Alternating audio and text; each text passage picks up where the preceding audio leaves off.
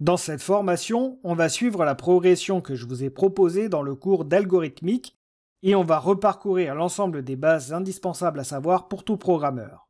Je vous propose de commencer avec les variables. Dans le cours d'algorithmique, je vous ai décrit ce qu'était une variable, à savoir un conteneur permettant de véhiculer une information et surtout qui pouvait changer au cours du temps comme en mathématiques.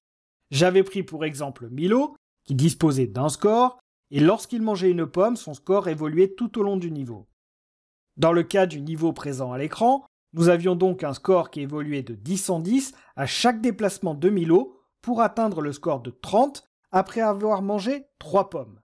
Nous avions ici besoin de stocker cette information dans une variable que nous avions appelée score. Donc en résumé, une variable, c'est un conteneur qui permet de stocker une information et qui va évoluer au cours du temps. Avant de regarder cela en JavaScript, rappelons les étapes fondamentales liées à l'utilisation des variables.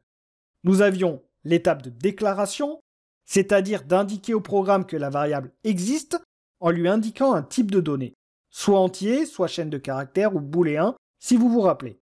Donc la partie type, on la verra dans le module suivant, je ne vais pas rentrer plus dans le détail.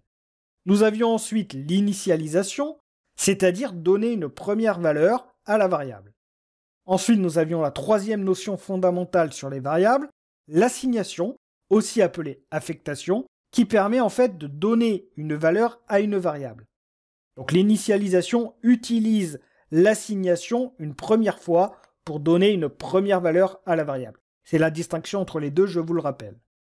Ce sont donc ces trois étapes qu'il faut avoir en tête et je vous propose maintenant de regarder comment cela se traduit en JavaScript.